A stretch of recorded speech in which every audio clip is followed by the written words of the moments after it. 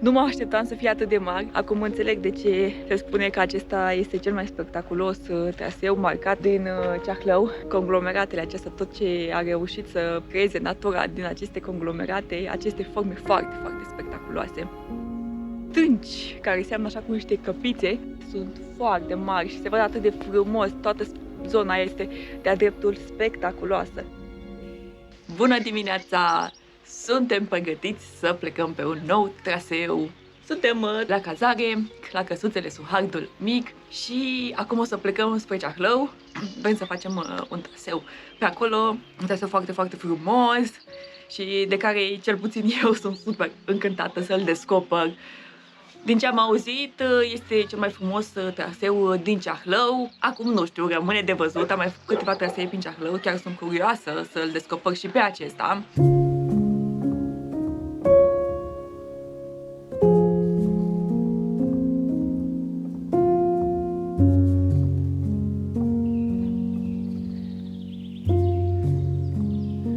Tocmai ce am intrat și pe traseu, de data aceasta am pornit de la cabana Izvorul Muntelui și o primă oprire o să fie la Poiana Maicilor. Marcajul pe care trebuie să-l urmăm până în Poiana Maicilor este bandă roșie. Din ce am văzut eu, ar trebui să facem undeva la 2 ore. Din ce am citit, se spune că acesta ar fi cel mai frumos traseu din munții Ceahlău. Încă nu știu asta, o să vedem astăzi dacă este sau nu este, în comparație cu celelalte trasee pe care le-am făcut noi până acum.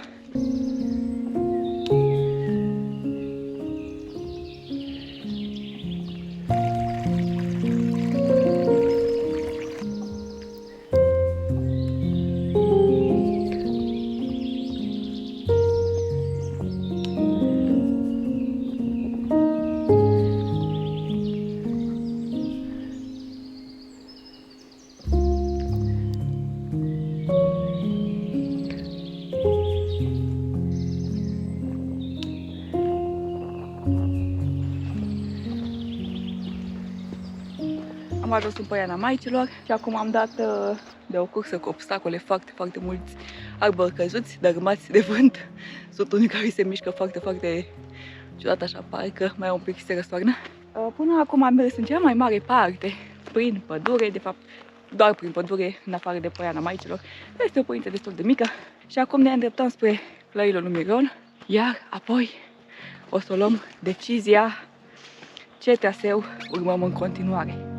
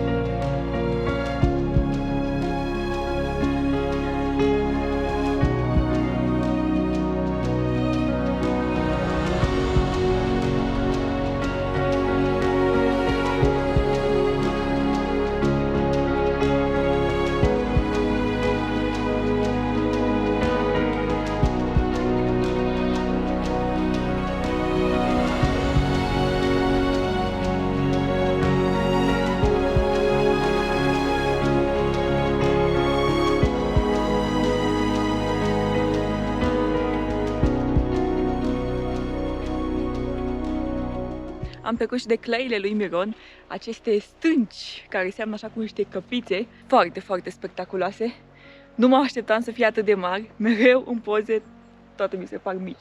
Dar aici sunt imense, sunt foarte mari și se văd atât de frumos, toată zona este de-a dreptul spectaculoasă. Acum înțeleg de ce se spune că acesta este cel mai spectaculos traseu marcat din Ceahlău. Chiar a fost foarte, foarte, foarte frumoasă acea zonă. Conglomeratele acestea, tot ce a reușit să creeze natura din aceste conglomerate, aceste forme foarte, foarte spectaculoase. Din dronă nu mai zic, adevărat, din dronă se vedeau incredibil.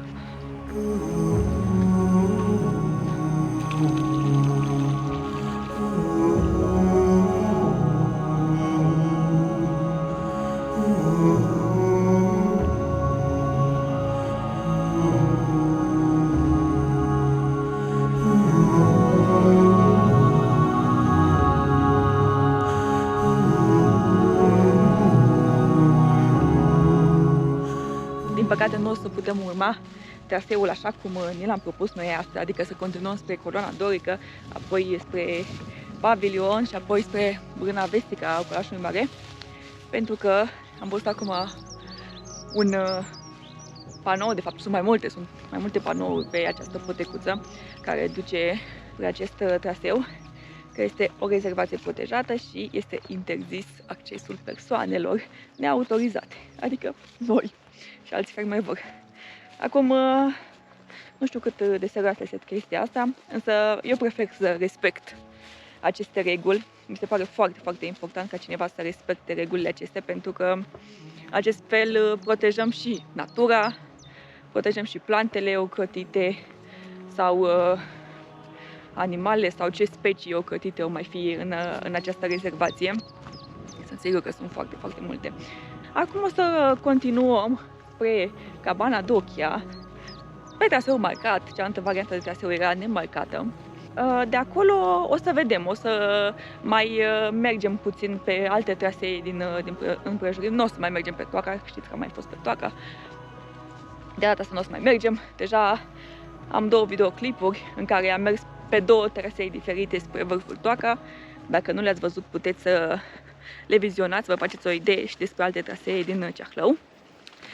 Dar acesta mi se pare cel mai frumos dintre toate până acum pe care le-am făcut. Am făcut încă 3 trasee care merg spre vârful Toaca și acesta este al 4-lea și cel mai frumos, cel mai spectaculos. Am vrea să ajungem și la Schit, de la Cabană, acolo nu mai fost, și poate ajungem un pic mai aproape de vârful Locolașul Mare, pentru că aș vrea să-l surprind măcar din dronă, să-l surprind. De aici se vedea foarte, foarte frumos și Toaca și Locolașul Mare din dronă și Coloana Dorică, foarte frumos.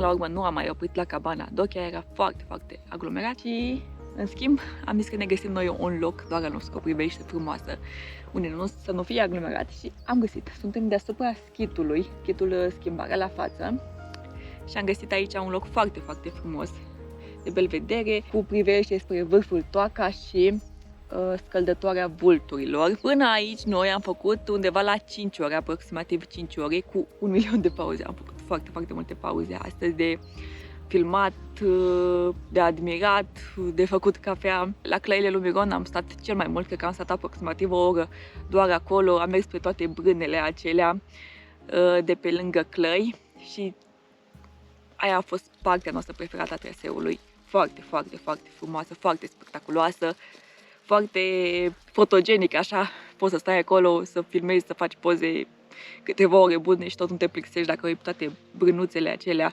stânga-dreapta. Majoritatea cred că erau circulate doar de capre negre. Stăm aici, bem o cafea și o să mergem un pic și la schid, să vedem cum este și la schid, să vă arătăm și vouă cum arată el.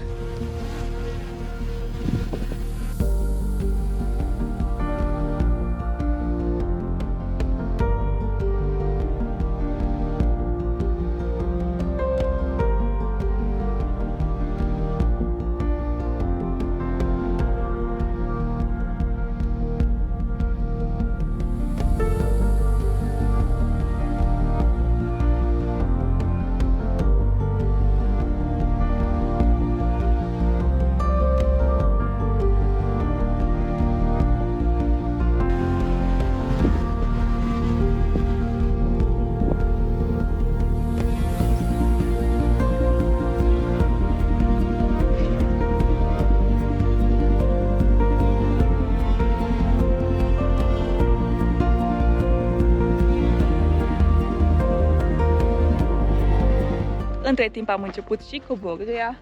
O să coborâm pe un alt traseu față de cel pe care am urcat și anume o să coborâm spre curmătura Lutu Roșu. Este un traseu un pic mai ușor de coborâre în comparație cu cel pe care am urcat noi. Pe acela cred că ați văzut că pe unele porțiuni chiar am urcat foarte abrupt. Acesta este un pic mai lejer pentru genunchi, dar nu este atât de spectaculos. Dacă ați văzut celălalt episod din Ceahlău, unul dintre celelalte, atunci am urcat pe acesta și am coborât pe șgheabul cu hotar. Mi-a plăcut mult mai mult șgheabul cu hotar decât acesta pe care îl coborâm noi acum, însă este perfect pentru coborâre pentru că nu este atât de dificil pentru genunchi. Nu sunt coborârile atât de abrupte, din acest motiv noi l-am ales acum. Și l-am ales și pentru că am zis să facem un alt traseu față de cel pe care am urcat, să mai schimbăm și noi un pic, să vedem ce s-a schimbat de data trecută când am urcat noi pe el. Atunci era iarnă, de fapt final de iarnă, era încă puțină zăpadă pe aici, pe acolo. Acum s-a topit cam toată, de fapt toată.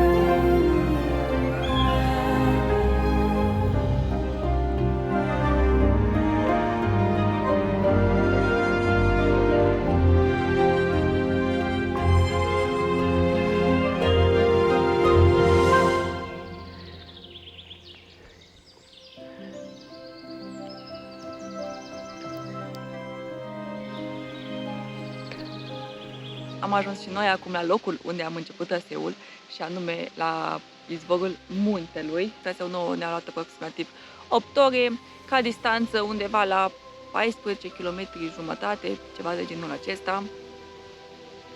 Un traseu l-aș cataloga ca mediu. Sunt unele porțiuni de urcare, coborâri mai abrupte, dar în rest nu e un traseu dificil. Nouă ne-a plăcut foarte mult, mai ales porțiunea aceea de clăile lui Miron. A fost superbă, deci cât mi-a plăcut acea porțiune, aș fi stat acolo ore, doar pe acea porțiune. Mi se părea încântător și am ajuns la concluzia că acesta este cel mai spectaculos traseu din Ceahlău, cel puțin dintre cele marcate. Pe traseul acesta pe care am coborât înspre curmătura Lutu Roșu și după care am mers spre izvorul muntelui, s-a mers în cea mai mare parte pe pădure. Ați văzut și voi doar la Detunate acolo, se vedea foarte frumos, am urcat un pic până la Detunate. Data trecută era gheață și zăpadă și n-am putut să urcăm până acolo sus, dar de data asta am zis că trebuie să urcăm până la Detunate.